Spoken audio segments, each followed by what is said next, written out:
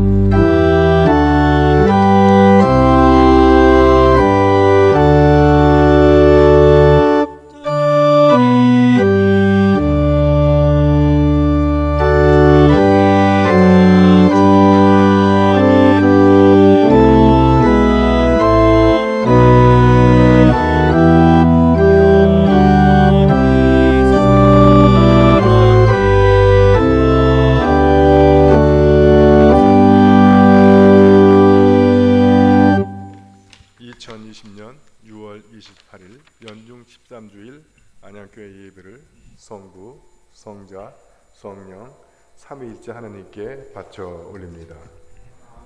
기도합시다.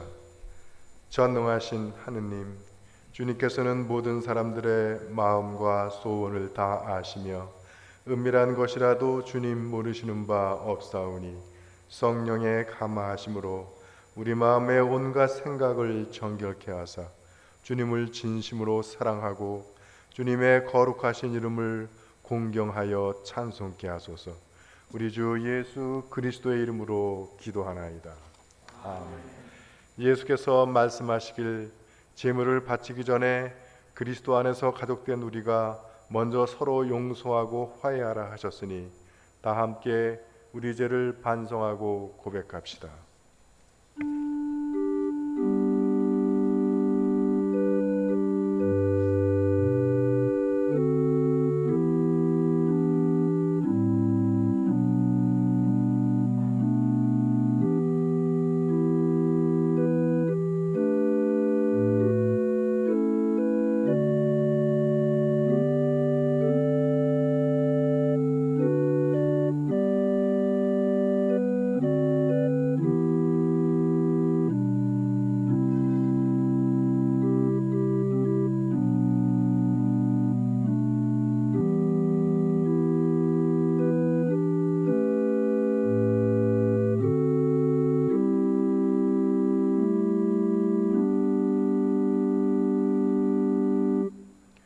자비하신 하느님, 우리는 생각과 말과 행실로 주님과 이웃에게 죄를 지었으며 또한 자주 음유를 소홀히 하였나이다.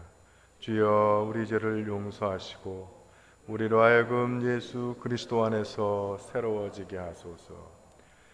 진실로 죄를 고백하는 모든 사람을 용서하시는 전능하신 하느님께서 여러분을 불쌍히 여기시어 예수 그리스도의 공로로 모든 죄를 용서하시고 선행할 힘을 주시어 영원한 생명을 얻게 하소서.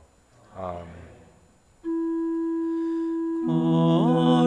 거룩하신 하느님,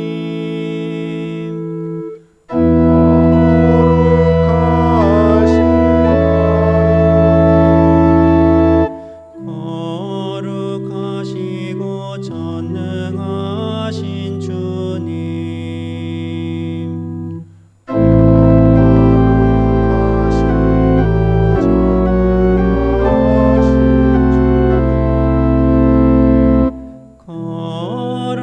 거룩하시고 영원하신 주님, 자비를 베푸소서.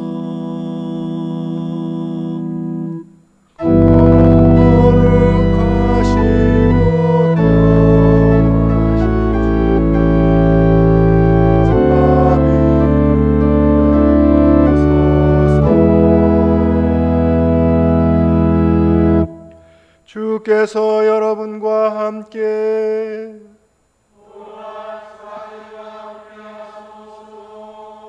기도합시다.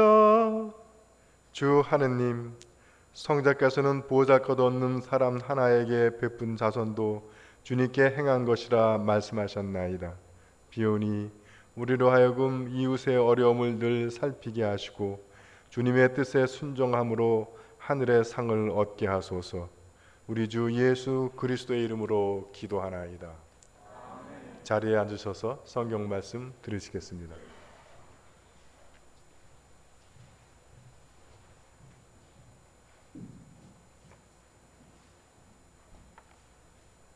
제1독서는 창세기 22장 1절에서 14절까지의 말씀입니다.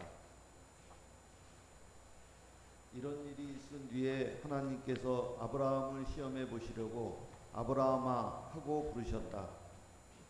어서 말씀하십시오 하고 아브라함이 대답하자 하느님께서는 이렇게 분부하셨다. 사랑하는 내 외아들 이삭을 데리고 모리아 땅으로 가거라. 거기에서 내가 일러주는 산에 올라가 그를 번제물로 나에게 바쳐라.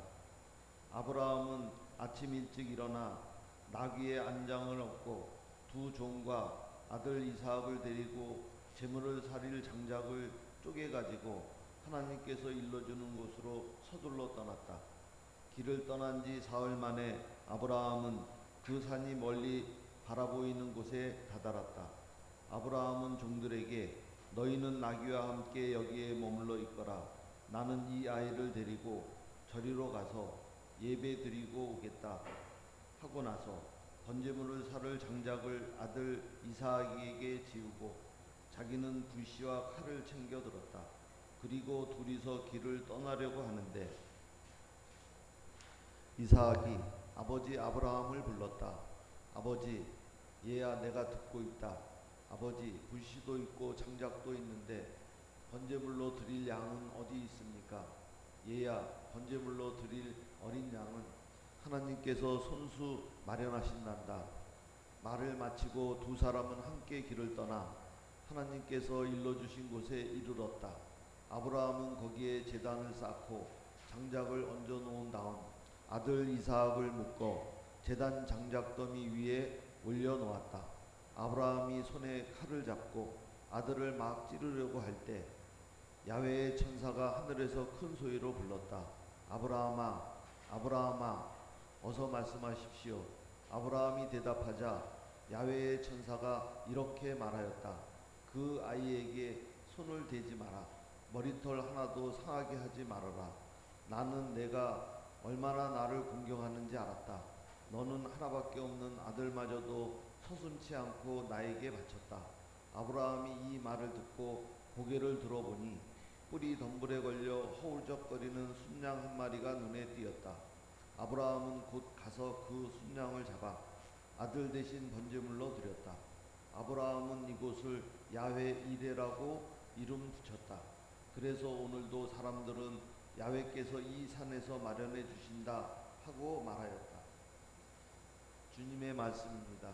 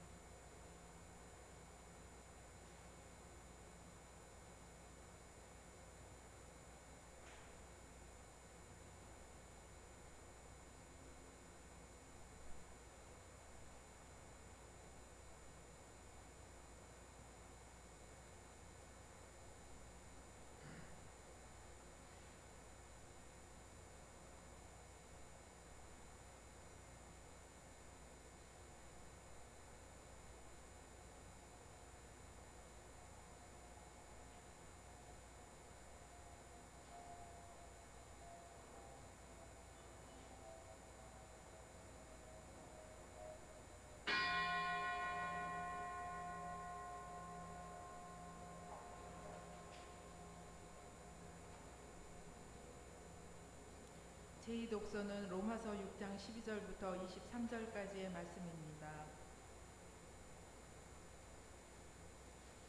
그러므로 결국 죽어버릴 육체의 욕망에 굴복하지 마십시오. 그래야 죄의 지배를 받지 않을 것입니다. 또 여러분의 지체를 죄에 내맡기어 악의 도구가 되게 하는 일은 없어야 합니다. 오히려 여러분은 죽었다가 다시 살아난 사람으로서 여러분 자신을 하느님께 바치고 여러분의 지체가 하느님을 위한 정의의 도구로 쓰이게 하십시오. 여러분은 율법의 지배를 받는 것이 아니라 은총의 지배를 받고 있으므로 죄가 여러분을 지배할 수 없을 것입니다. 그렇다면 우리가 율법의 지배를 받지 않고 은총의 지배를 받고 있다고 해서 죄를 지어도 좋다는 말이겠습니까? 절대로 그럴 수 없습니다. 누구든지 자기 자신을 남에게 내맡겨서 복종을 하면 곧 자기가 복종하는 그 사람의 종이 된다는 것을 모르십니까? 죄의 종이 되어 죽는 사람도 있고 하나님께 순종하는 종이 되어 하나님과 올바른 관계를 가지게 되는 사람도 있다는 말입니다. 여러분이 전에는 죄의 종이었지만 이제는 진실한 가르침을 전해받고 그것에 성심껏 복종하게 되었으니 하나님께 감사할 일입니다. 그리고 여러분은 죄의 권세를 벗어나서 이제는 정의의 종이 되었습니다. 여러분의 이해력이 미치지 못할까 하여 이렇게 인간사에 비추어 말하는 것입니다. 여러분이 전에는 온 몸을 더러운 일과 불법의 종으로 내맡기어 불법을 일삼았지만 이제는 온 몸을 정의의 종으로 바쳐 거룩한 사람이 되도록 힘써야 할 것입니다. 여러분이 죄의 종이었을 때는 여러분은 정의에 예속되지 않고 제멋대로 놀아났었습니다. 그때 여러분이 얻는 것이 무엇입니까? 지금 생각하면 부끄러운 일들밖에는 없지 않습니까?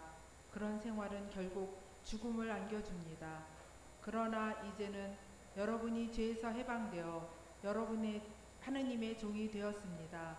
그 결과로 여러분은 거룩한 사람이 되었고 마침내 영원한 생명을 누리게 되었습니다. 죄의 대가는 죽음이지만 하나님께서 거저 주시는 선물은 우리 주 그리스도 예수와 함께 사는 영원한 생명입니다. 주님의 말씀입니다.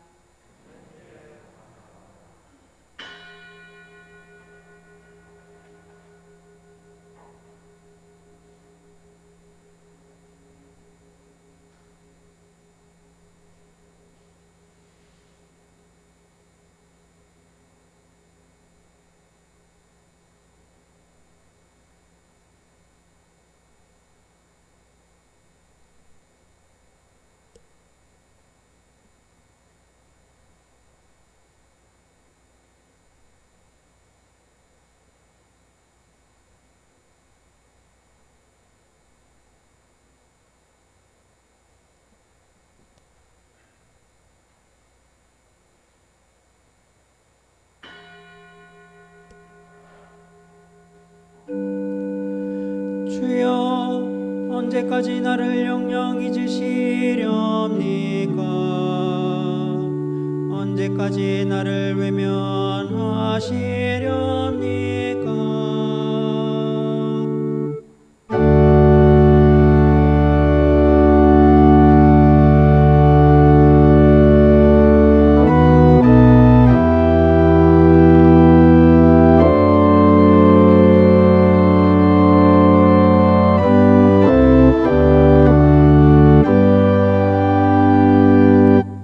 주 나의 하느님 굽어 살피시고 대답해 주소서.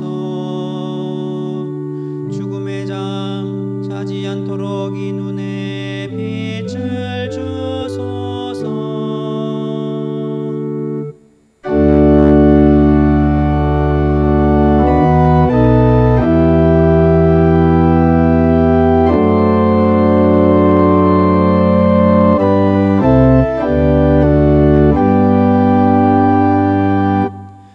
나는 주님의 사랑만을 믿습니다.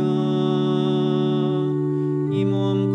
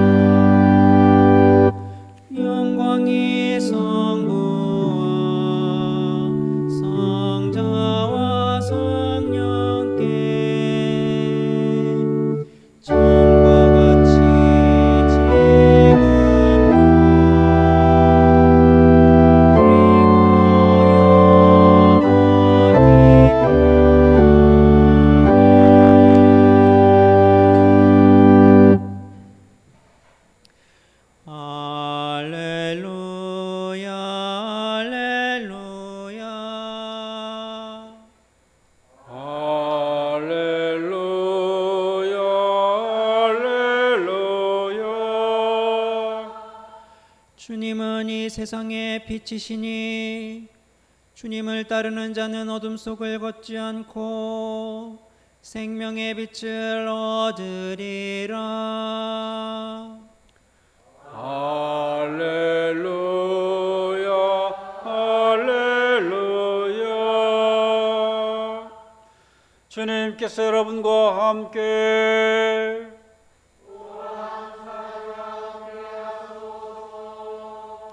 성 마테오가 전한 거룩한 복음입니다.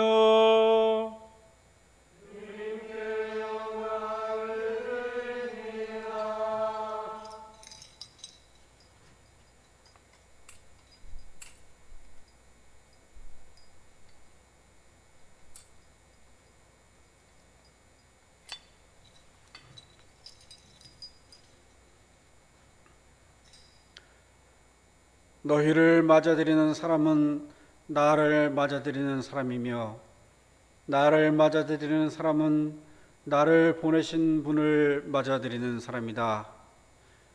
예언자를 예언자로 맞아들이는 사람은 예언자가 받을 상을 받을 것이며 옳은 사람을 옳은 사람으로 맞아들이는 사람은 옳은 사람이 받을 상을 받을 것이다. 나는 분명히 말한다. 이 보잘것없는 사람 중 하나에게 그가 내 제자라고 하여 냉수 한 그릇이라도 주는 사람은 반드시 그 상을 받을 것이다. 주님의 복음입니다.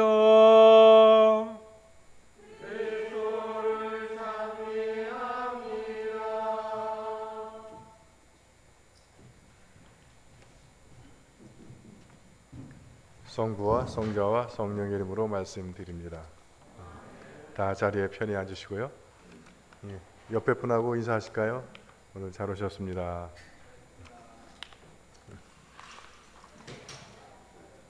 또 축복도 좀 하시자고요. 힘든 시기 주님의 인도와 보호하심이 함께 하시길 빕니다. 이렇게 축복도 해주시고.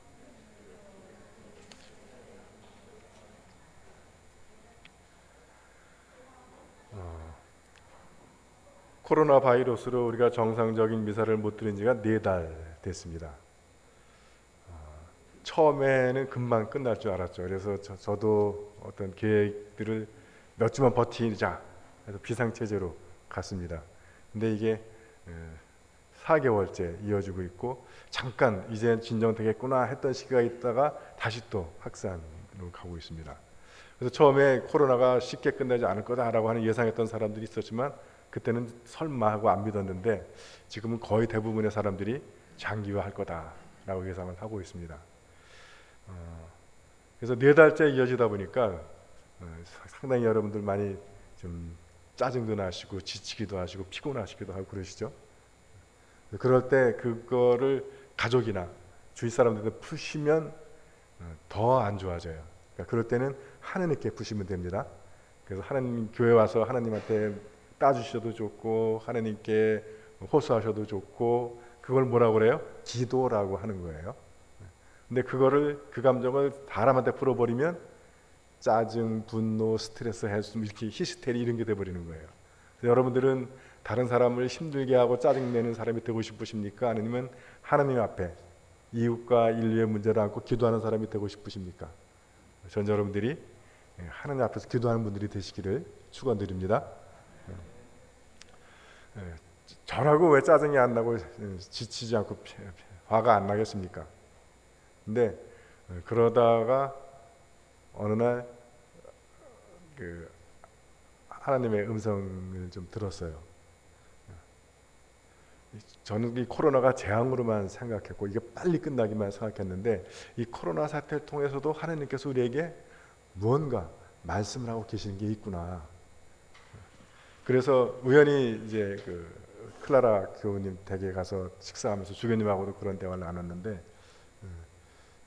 그전까지 계속 빨리 종식될 것을 생각을 하고 그런 쪽에만 초점을 맞추고 목회라든가 이것들을 다 생각을 했는데 이제는 장기화에 대한 대비한 그 방법들을 모색해야 될 것 같습니다.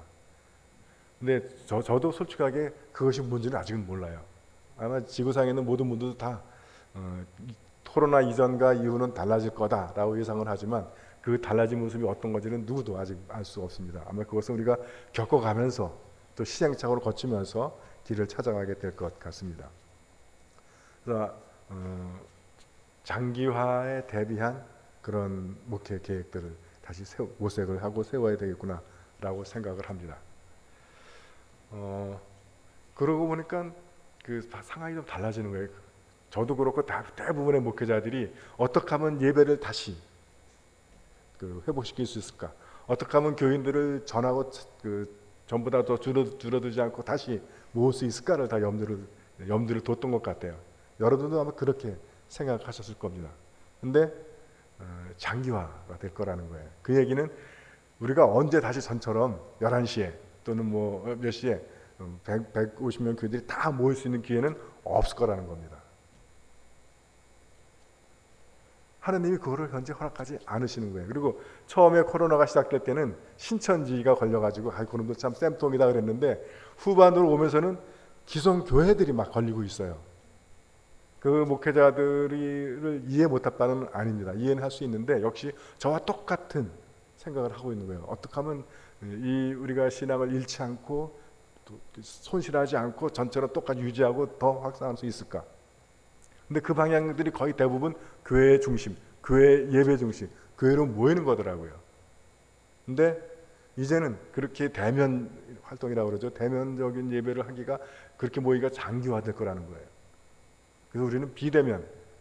근데 저는 이것이 오히려 그렇게 얘기하고 싶어요. 교회 중심, 예배 중심의 신앙에서 이제 개인 삶 속에서의 생활 영성, 실천의 영역으로 가야 된다는 겁니다. 그런데 실제로 우리가 예배라고 하는 것도 신앙이라고 하는 것은 교회에 모여서만 하는 게 아니거든요. 여러분 우리가 예배, 우리가 모여서 드리는 예배도 있지만 또 삶으로 드리는 예배가 있다고요. 근데 어느샌가 교회가 한 2000년 역사를 오면서 그 부분이 많이 상실돼 버렸어요. 그래서 어떤 일이 있냐면 교회 안에는 거룩한데 교회 밖을 나가는 순간엔 세상 사람들하고 똑같아지거나 아니면 세상 사람들보다 더한 모습들을 보이고 있습니다. 그래서 대형 교회들은 많은데 크리스찬은 드물어요. 유명 목회자들은 많은데 인기 있는 목회자도 많은데 하나님의 영광은 드러나지가 않는 겁니다. 저는 이 코로나 사태를 겪으면서 이것이 장기화된다고 하면 여기서 주시는 하나님의 메시지는 우리가 이렇게 모였을 때만 거룩한 것이 아니라 우리가 정말 이 삶 속에서 생활 속에서 우리 만나는 모든 사람들이 우리의 인격, 우리의 영성, 우리의 삶의 모습을 보고 하늘나라, 복음, 하나님, 예수 그리스도 이것을 발견하게 하는 삶으로 전환을 주님께서 요구하고 계시다라는 느낌을 받습니다. 근데 그 성경을 보면 이 하나님이 더 큰 비전을 얘기하는데도 불구하고 백성들이 당장 받은 은혜에 잡혀가지고 더 이상 밖으로 보지 않는 경우들이 굉장히 많습니다. 그럴 때는 하나님이 백성들을 막다른 골목으로 몰아버리세요. 대표적인 예가 지금 우리가 밴드에서 하고 있는 사도행전 묵상을 하다 보면 분명히 주님께서는 성령이 너희에게 오면 너희는 능력을 받아서 예루살렘과 온 유대와 사마리아와 땅 끝까지 나의 증인이 될 것이다. 이렇게 분명히 비전을 말씀해 주셨는데 그래서 사도행전 2장에서 성령 강림이 일어났어요. 그리고 그 다음부터 사도들이 예수님이 했던 일보다 더 큰 일들을 합니다. 그래서 죽은 자도 살리고 앉은 맹이도 일으키고 베드로 같은 경우는 한 번 설교하면 3,000명 또 한 번 설교할 때는 5,000명이 회심을 해. 나도 같은 베드로인데 나는 한 번이 아니라 30년을 설교를 해도 3,000명은 고사하고 30명도 안 돼. 그래서 하나님 정말 사람 차별 너무 하십니다. 근데 그렇게 되면 제자들이 이제 주님의 비전에 따라서 유다와 사마리아와 땅끝으로 가야 되는데 그들이 받은 성령 강림절의 그 은혜 그리고 자기들의 이제 나타나는 하나님의 역사 여기에 잡혀가지고 안 떠나요. 그래서 이 복음이 전파되는 과정이 제자들이 스스로 간 것이 아니라 헤로데의 핍박에 의해서 헤로데의 박해에 의해서 막 야고보가 죽고 베드로가 감옥에 갇히니까 비로소 제자들이 흐트러집니다. 그래서 헤로데나 또는 이 유다 지도자들은 그렇게 해서 교회를 박살낼 수 있을 거라고 생각했지만 오히려 그들이 교회를 치면 칠수록 복음이 더 번져나가는 그런 역사가 이루어져요. 그래서 학자들은 그거를 뭐라고 얘기하냐면 헤로데의 망치라고 얘기합니다. 그와 비슷한 일이 또 제자들이 실제로 주님과 함께 있을 때도 일어나요. 변화산에 함께 올라갔습니다. 그랬더니 그 변화산에서 엘리야와 모세가 함께 나타나요. 그 놀라운 광경. 그래서 베드로는 자기도 모르게 너무 그 광경이 아름다워가지고 주여 여기가 좋사오니 여기다 초막 새 짓고 살고 싶다. 그런데 주님께서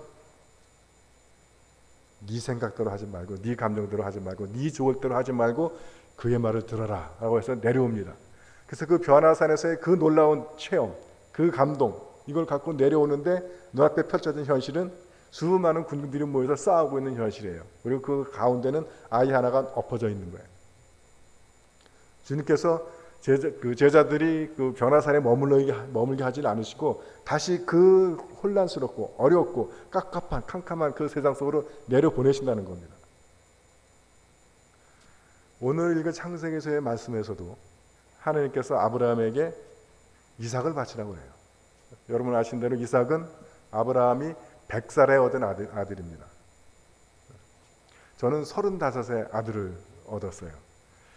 원래 이제 성공의 신부를 지망하는 사람들은 대부분 한 번쯤은 결혼 안 할 것을 염두에 둬요. 그래서 저도 결혼을 안 할 생각을 하고 신학교를 갔는데 신학교 가서 첫 수업에서 교수님이 하시는 말씀이 결혼을 하면 인생을 이해할 수 있고 자식을 낳으면 우주가 이해된다는 거예요. 그러고 나니까 그래? 그럼 결혼도 해봐야 되고 애도 낳아봐야 되겠네. 그래서 이제 태영이를 36세 얻었습니다. 그러니까 결혼을 하니까 인생이 이해되긴 되더라고요. 그래서 왜 그렇게 사람들이 비굴해지고 약해지고 하는지가 이해가 돼요. 근데 자식을 낳고 우주가 이해되는지는 모르겠는데 한 가지는 이해를 했어요. 태영이를 이렇게 바라보면서 야, 이놈은 내가 천하하고도 안 바꾸겠다. 그런 생각이 들더라고요. 여러분들은 안 그러셨어요? 근데 그러고 나니까 하느님 아버지의 마음이 이해되는 거야. 하느님 아버지는 당신의 독생자 예수님을 나하고 바꾼 거 아니야. 여러분 한 사람하고 바꾸신 거 아니에요. 그래서 그 예수님을 우리를 위해서 내어주신 하나님의 사랑이 얼마나 큰 건지가 이해되더라고. 우주까지는 이해 못했지만 그래도 하나님의 마음을 이해했으면 뭐 어느 정도 우주의 신비를 조금 경험한 건 아니에요? 이삭은 100살에 얻은 아들이야. 근데 여러분 아브라함의 원래 이름이 아브람입니다. 근데 하나님이 아브라함으로 바꿔주셨어요. 아브라함은 큰 아비란 뜻이고 아브라함은 열국의 아비란 뜻이에요. 그러니까 내가 너를 특별히 갈대아우르에서 해서 불러냈을 때는 너는 네 새끼만 하는 그런 아버지가 아니라 온 세상을 품는 아비가 돼야 된다는 거예요. 그래서 우리는 그 아브라함을 믿음의 조상이라고 부르죠. 근데 이게 이삭 낳고 나서 너무 좋아가지고 이스마엘도 쳐내버리고 그냥 어쩔 줄 모르는 거예요. 그래서 주님께서 너 안 되겠구나. 이 아들 바쳐라 라고 하시는 것 같아요. 그래서 우리가 성전에만 머물러 있고 예배만 머물러 있는 우리에게 이제 우리가 삶 속에서의 영성, 삶 속에서의 예배로 패러다임 전환시키시는 하나님의 그 길을 알기 위해서 함께 오늘 그 아브라함의 이야기 좀 자세히 좀 읽어보려고 합니다.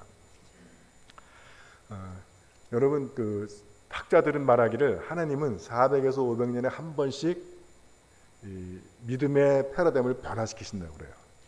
그래서 그 아브라함부터 시작되잖아요. 이스라엘 역사가 아브라함 때는 이 돌베개 신앙이야. 그래서 아브라함도 움직일 때마다 돌제단을 쌓아서 하나님의 이름을 불러 예배를 드립니다. 그런데 그로부터 한 400년, 500년 지난 다음에 모세 시대가 되면 성막 예배예요. 그래서 그 성막을 들고 다니면서 예배를 드립니다. 그리고 그것이 한 400년 지나면 다윗과 솔로몬 시대가 되면 성전 예배가 돼요. 그 성전 예배가 그렇게 한 500년 지나고 난 다음에 이스라엘이 완전히 멸망합니다. 그러면서 회당 예배가 바뀌어져요. 그리고 AD로 와서도 그 회당 예배가 되면서부터는 박해를 받죠. 그 지하 감옥 동굴에서 예배드리고 하다가 이제 기독 400년대에 AD 4세기에 기독교가 공인받으면서 이제 국교회가 돼요. 국교회가 되면서 또 교회가 이제 권력과 부에 또 취해가지고 타락하기 시작하니까 이제 새롭게 수도원 운동이 일어납니다. 수도원 운동이 일어난 다음에 12세기에는 십자군 운동이 일어나고, 그리고 16세기에는 종교개혁이 일어나는 거예요. 그리고 이제 한 500년 또 지나가고 있어요. 그래서 이제 지금 우리의 그 신앙의 대부분의 패러다임은 종교개혁 이후의 패러다임이에요. 우리 성공회도 종교개혁 시기에 세워진 교단이잖아요. 우리 대부분의 신앙이라든가 어떤 신앙 전통들은 다 그 패러다임 속에 있다고요. 근데 제가 그 개신교, 천주교 많이 돌아다니고 그 미국 가서도 교회 다니고 보니까 문제가 하나 있는 게, 교인들이 성공회고 천주교고 개신교고 다 그렇게 교회 불만이 많아. 제가 언젠가도 말씀드렸지만 월요일 날 사우나에 가서 앉아 있으면 아줌마들이 쫙 둘러가지고 수다를 떠는데 60%가 교회 얘기인데 대부분 다 목사 흉이야. 천주교 신부 흉보는 얘기도 몇 번 듣긴 했는데 압도적으로 개신교가 많아요. 내가 그렇게 들으면서 당신들이 그렇게 사우나에서 수다 떠는 소리 듣고 다른 사람이 교회 가겠냐? 여러분, 신부나 목사 흉보려면 하나님께 보시면 돼. 교인들끼리 흉보 봐야 마음만 헛헛해져요. 그러니까 하나님께 흉보, 우리 신부 왜 저 모양입니까? 이렇게 흉보신 게, 그러면 하나님이 들어주시고 저를 고쳐주든지 여러분의 마음을 고쳐주든지 아니면 상황을 바꿔주실 거라고요. 근데 그러면 목사나 신부들은 만족하냐? 그렇지 않더라고요. 목사 신부들 모이면 역시 못해 먹겠다는 거예요, 다. 근데 이게 장사로 치면 이렇게 망하는, 이러면 망할 장사야. 이거는 소비자도 만족하지 않고 생산자도 만족하지 않는데, 그런데 돌아다니다 보니까 우리는 성공회는 이제 선교형 교회라는 거, 영어로는 이머징 처치 또는 이머전트 처치라고, 떠오르는 교회 그렇게 부릅니다. 아직 대한교회라고 부르진 않아요. 그런 교회 운동들이 있더라고요.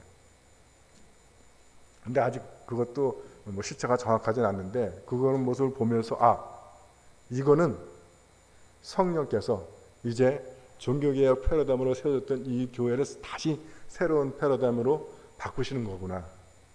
그 시기가 얼마가 걸릴지는 몰라요. 50년이 걸릴지 100년이 걸릴지 모르지만 이제 종교개혁 패러다임에서 새로운 패러다임으로 옮겨가게 될 거라는 겁니다. 그 시기에 현재 그 기독교계를 이끌고 있는 한국에 하나님께서 코로나를 통해서 새로운 길로 우리를 인도하시는 것 같아요.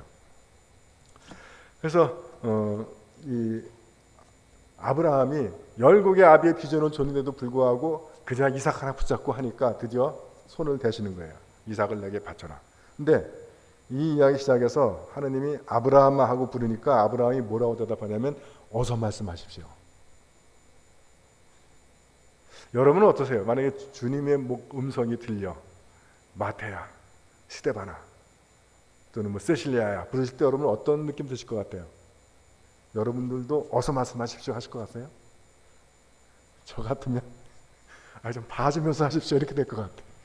쉬운 걸로, 제가 좋아하는 걸로, 편한 걸로 이렇게 얘기할 것 같아요.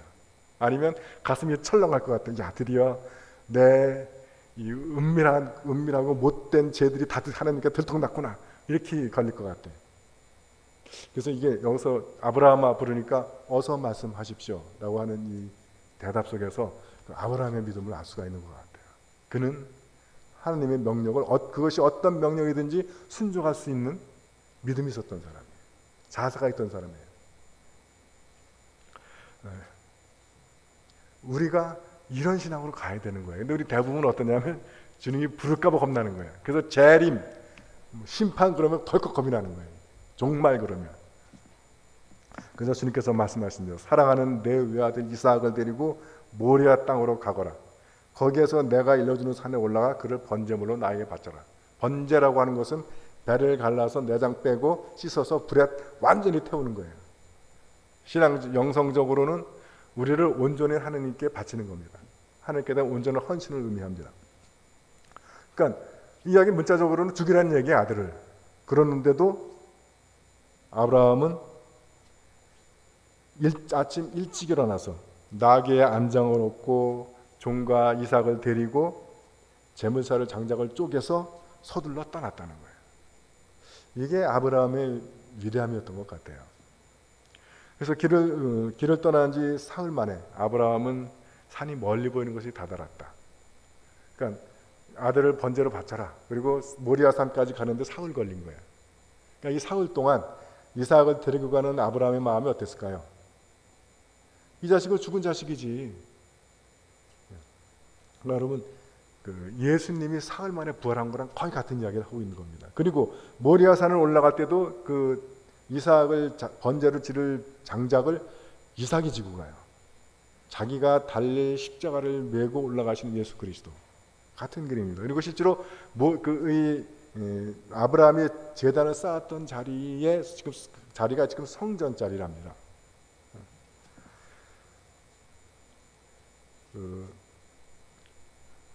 아이가 아빠하고 쇼핑몰을 갔어요. 가지고 인형을 좀 사달라고. 그래서 인형을 골랐습니다. 아이가 너무 좋은 거야. 그래서 이제 그 인형이 자기 것이 되기 위해서는 어떻게 해야 돼요? 계산대에서 계산원을 줘서 계산원이 식구해서 돈을 내야 완전히 자기 것이 되는 거잖아요. 근데 이 애는 안 놓는 거야.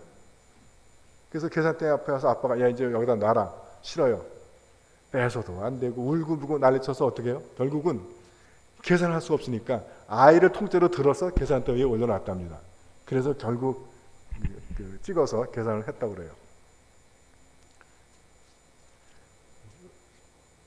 우리가 그것이 좋아하는 것들, 사랑하는 것들, 그것이 물질일 수도 있고 성공일 수도 있고 뭐 어떤 관계일 수도 있고 자녀일 수도 있어요. 근데 우리가 그것들을 하나님께 받으면 꼭 그 아이처럼 움켜쥐고 놓지 않는다는 거예요. 근데 그것을 내려놓아야, 그것을 하나님 앞에 놓아야, 그래서 하나님이 쫙 계산하야 그것이 온전한 제 것이 된다는 겁니다. 성경에 보면 그런 이야기들이 굉장히 많이 나와요. 제가 주변에 썼지만 세컨드 선 컴플렉스라고 하는 것이 있는데, 여러분 카인이 아니라 아벨, 그리고 아벨도 아니고 셋입니다. 그리고 이삭도 장자가 아니에요. 이스마엘이 장자인데 이삭으로 가요. 그리고 이삭의 아들들도 에서가 장자인데 야곱이 됩니다. 그래서 이런 이야기들은 계속 진행되다가 첫사람 아담이 아니고 둘째 아담 예수 그리스도에서 구원이 이루어지는 거예요. 이거를 세컨드선 컴플렉스라고 하는데, 그렇다고 해서 하느님이 첫째가 아니라 둘째 아들을 사랑한다라고 되어 있지 않습니다. 성경은 계속해서 장자권, 장자의 축복에 대해서 이야기를 하고 있어요. 그러니까 이 이야기는 뭐냐면 우리가 내가 하나님께 받은 것, 그것을 다시 하나님께 드릴 수 있어요. 그래서 하나님께로부터 공인을 받아야 그것이 온전히 나의 것이 된다는 겁니다. 근데 우리는 대부분 그것을 하나님이 주면 놓지 않는 거예요. 그래서 결국 그것마저 잃게 되는 그런 결과를 갖게 된다는 겁니다.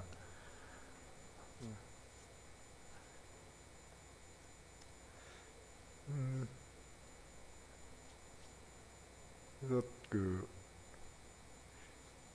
이제 번제를 드리러 가는데 아브라함이 다른 종들은 다 놓고 나귀도 놓고 이삭하고 불시하고 칼만 들고 갑니다.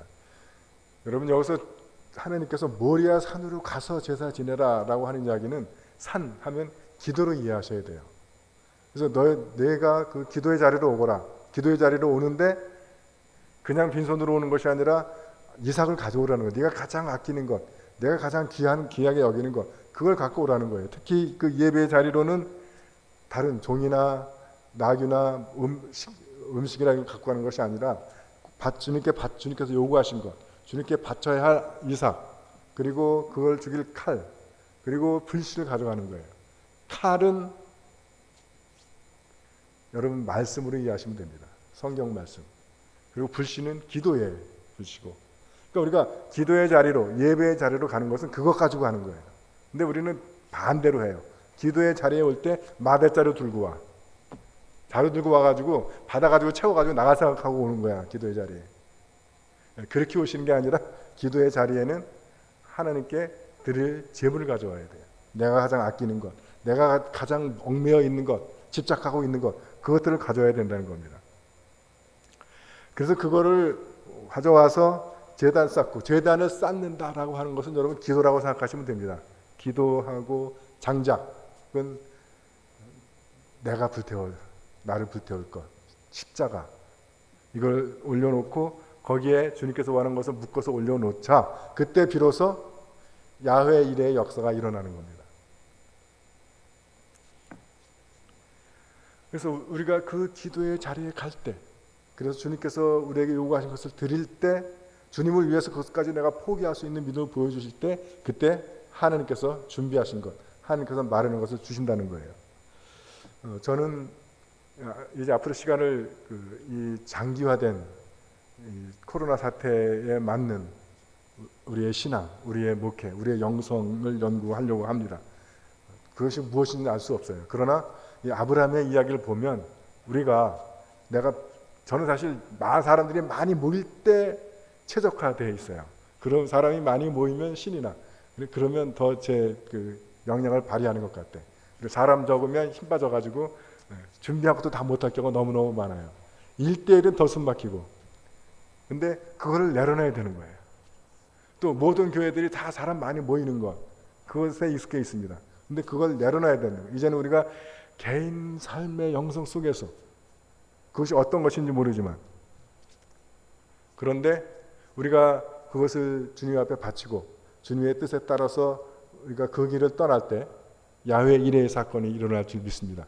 저는 주님께서 우리를 어디로 인도하실지 몰라요. 어떤 것을 예비하실지 모릅니다. 그러나 우리가 그 장난감을 내려놓을 때, 우리가 이삭을 바칠 때, 그때 주님께서 우리를 위해서 준비하고 계셨던 것, 우리를 위해 마련해 주셨던 것을 우리에게 주실 수가 있는 겁니다. 저는 여러분도 여러분의 삶 속에서 여러분들이 아끼고 집착하고 붙잡고 있는 것, 그것들을 주님 앞에 내려놓으셔서 주님께서 준비하신 야훼 일의 은혜와 축복을 누리는 우리 안양교우들이 되시기를 주님의 이름으로 축원드립니다. 성부와 성자와 성령의 이름으로 말씀드렸습니다. 사도신경 고백합니다. 나는 믿나이다. 전능하신 하느님 아버지, 하늘과 땅의 창조주를 믿나이다. 하느님의 외아들 우리 주 예수 그리스도 성령으로 동정녀 마리아에게 잉태되어 나시고 본디오 빌라도 치하에서 고난을 받으시고 십자가에 못 박혀 죽으시고 묻히셨으며 죽음의 세계에 내려가시어 살만의 죽은 자들 가운데서 부활하시고 하늘에 올라 전능하신 하느님 오른편에 앉아 계시며 산 이와 죽은 이를 심판하러 다시 오시리라 믿나이다. 성령을 믿으며 거룩한 공교회 모든 성도의 상통을 믿으며 죄의 용서와 몸의 부활을 믿으며 영원한 생명을 믿나이다. 교회와 세상을 위하여 기도합시다.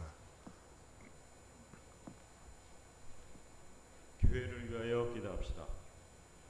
코로나 바이러스로 인한 어려운 상황이 빨리 종식되기를 위해서 동편마을과 안양 시민들을 위한 선교 활동을 위해서 자녀들의 신앙 회복을 위해서 기도합시다.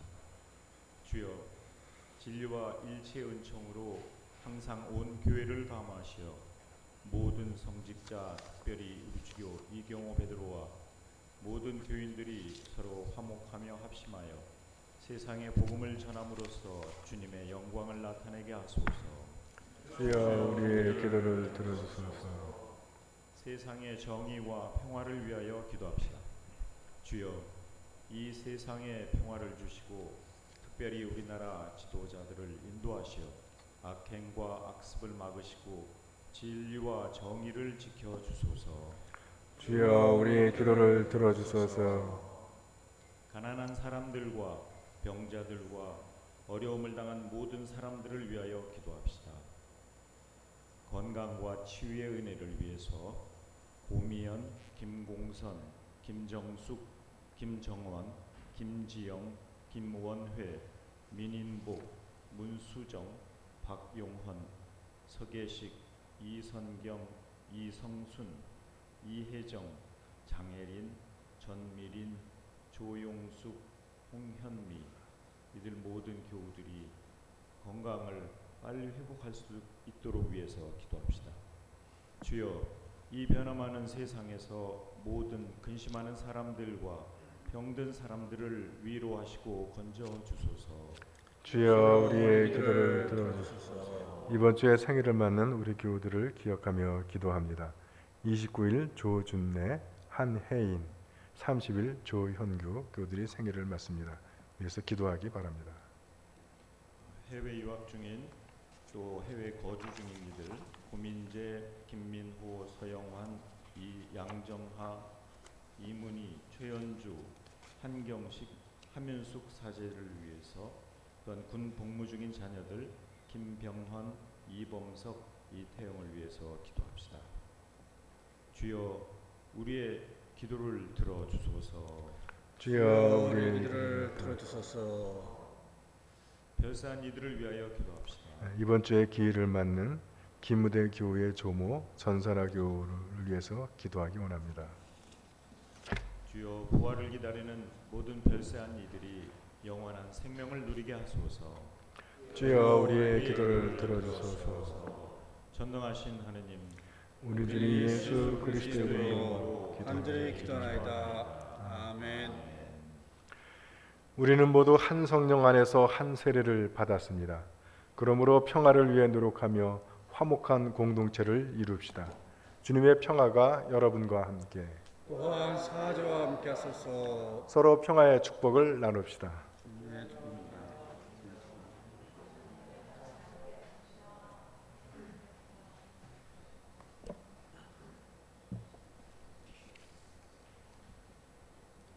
봉헌성가 503장입니다.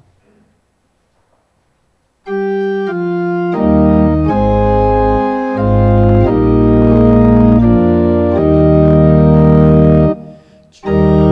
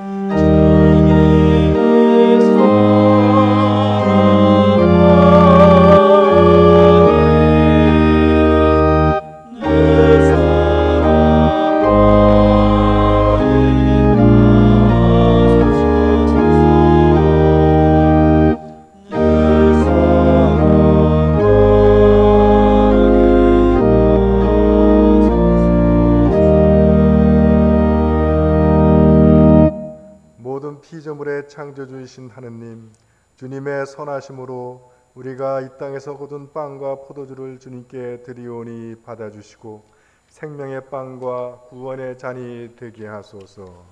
아멘. 주께서 여러분과 함께 또한 사제와 함께 하소서. 마음을 드높이 주님께 올립니다. 우리 주 하느님께 감사합시다. 마땅하고 옳은 일입니다. 전능하신 하느님, 우리 주 예수 그리스도를 통하여 아버지께 언제 어디서나 감사와 찬양을 드림은 참으로 옳은 일이며 우리의 기쁨입니다.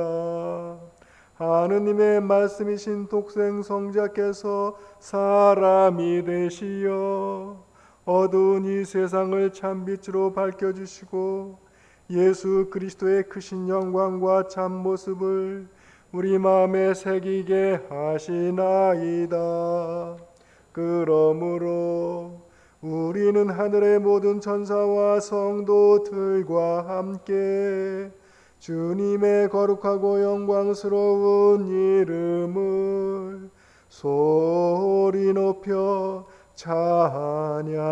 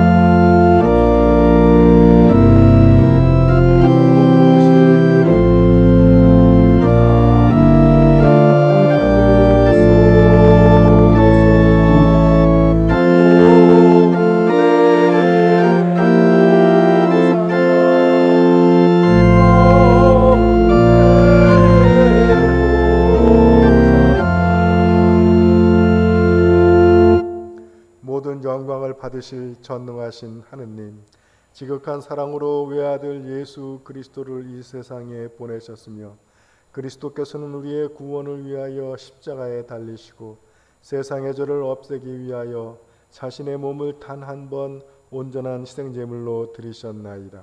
또한 그 고귀한 죽음을 기념하도록 성찬의 제사를 세우시고 다시 오실 때까지 이를 행하라 하셨나이다. 자비하신 하느님, 이제 우리의 기도를 들으시고 이 빵과 포도주를 성령으로 거룩하게 하시어 우리를 위하여 주 예수께서 말씀하신 구원의 신비가 이루어지게 하소서.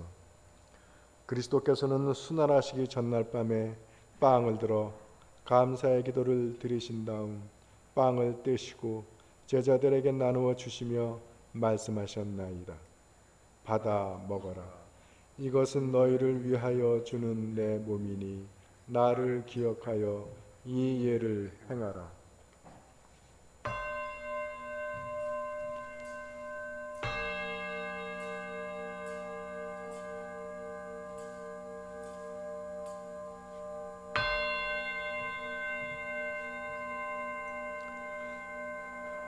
식후에 잔을 드시고 감사의 기도를 드리신 다음 그들에게 주시며 말씀하셨나이다. 받아 마셔라.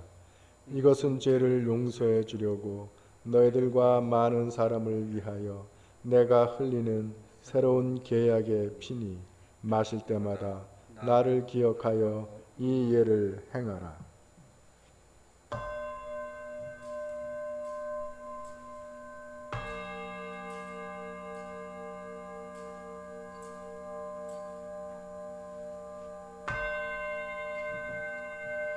우리는 신앙의 신비를 선포합니다.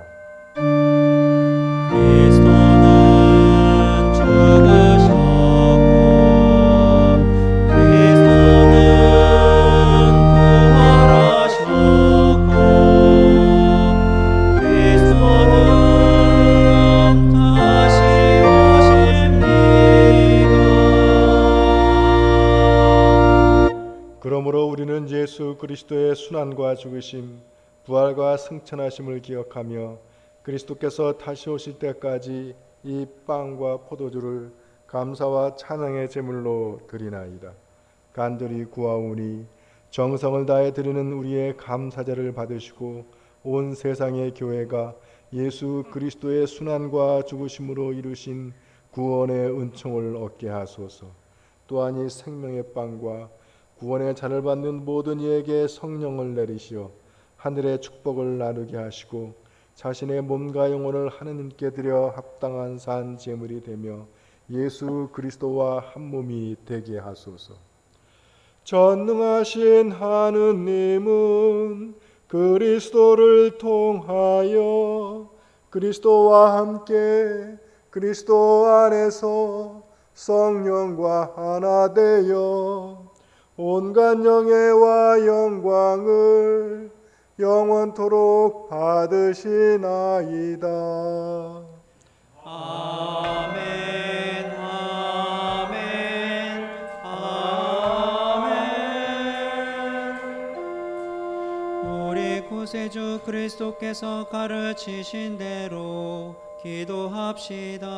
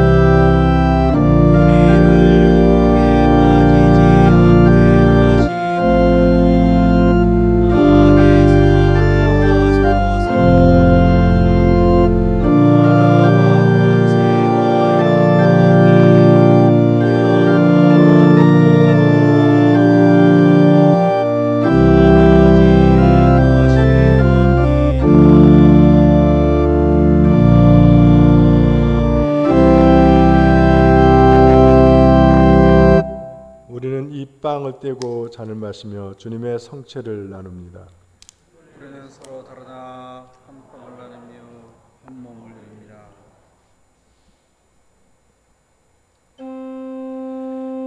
하느님의 어린 양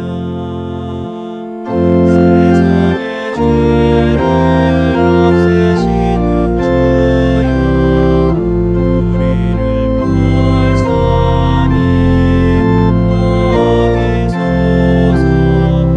하느님의 어린 양 하느님의 어린 양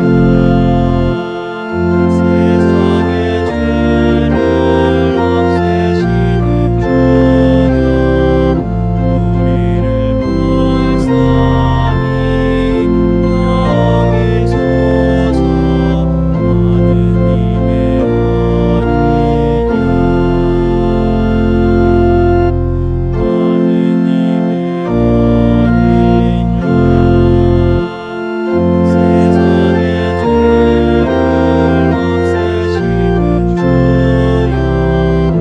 우리를 불쌍히 여기소서. 세상의 죄를 없애시는 하느님의 어린 양이 여기 계시니 이 성찬에 초대받은 이는 복되도다.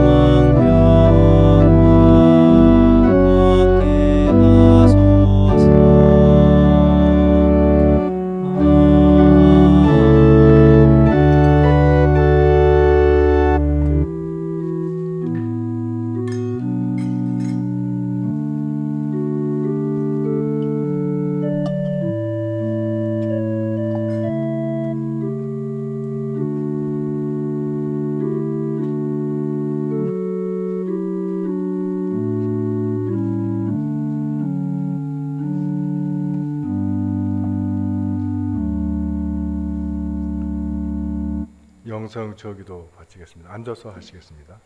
기도합시다. 전능하신 하느님, 주님께서 성체 성사로서 우리로 하여금 천상의 즐거움을 누리게 하시나이다. 비오니 주님께서 친히 세우신 교회를 돌아보시어 세상의 모든 위험 가운데서 지켜주시고 주님의 지상 명령을 수행하며 하느님의 영광을 드러내게 하소서. 우리 주 예수 그리스도의 이름으로 기도하나이다.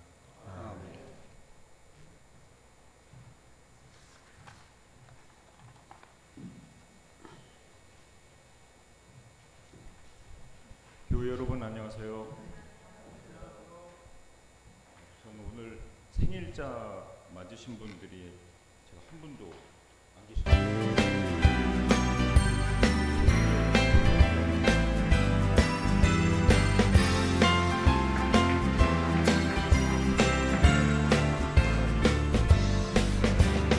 나는 담장 너머로 뻗은 나무 가지에 푸른 열매처럼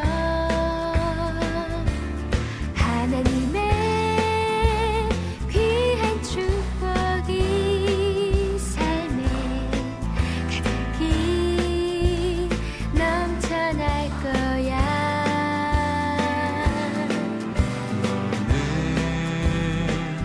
어떤 시련이 와도 능히 이겨낼 강한 발이 있어.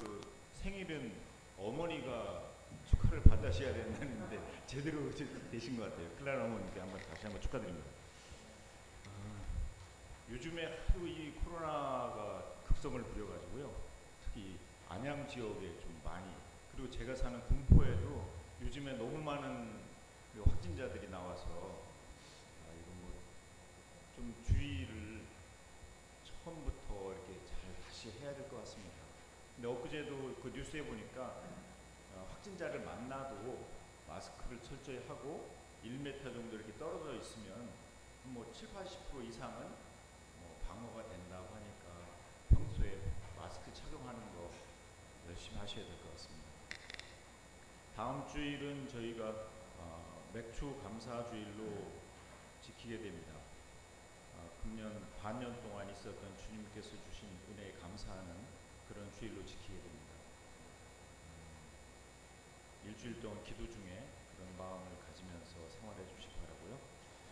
그 다음 소식은 오늘 아마 우리 신부님께서 강일 베드로님께 고혈 조력 임명장을 드리려고 했는데 오늘 아마 다른 일정이 있어서 못 오셔서 다음 주일 날 드리도록 그렇게 하겠습니다. 그리고 이미 알고 계신 것처럼 김공선 사무엘님께서 삼성병원에 지금 입원하고 계신데요. 수술을 어제 하셨다고 합니다. 그래서 수술과 또 어떤 회복을 위해서 함께 기도해 주시기 바랍니다.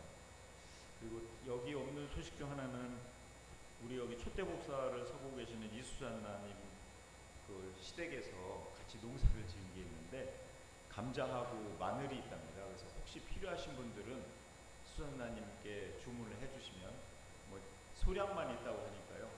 이렇게 감자는 10kg에 15,000원이고요. 마늘은 한 접에 3만 원이라고 합니다. 필요하신 분들은 수잔나님께 말씀드리면 되겠습니다. 네. 말씀 다 드렸고 또 한 주일 동안 건강하게 지내시기 바랍니다.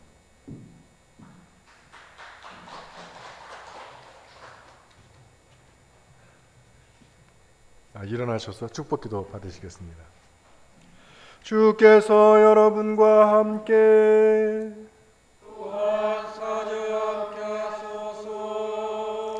그리스도 예수 안에서 영원한 영광으로 우리를 부르신 은혜의 하나님께서 여러분을 변함없는 믿음으로 굳세게 하시며 전능하신 하느님 성부와 성자와 성령은 여러분에게 강복하소서. 아멘. 나가서 주님의 복음을 전합시다. 그리스도의 이름으로. 아멘. 파송성가 437장입니다.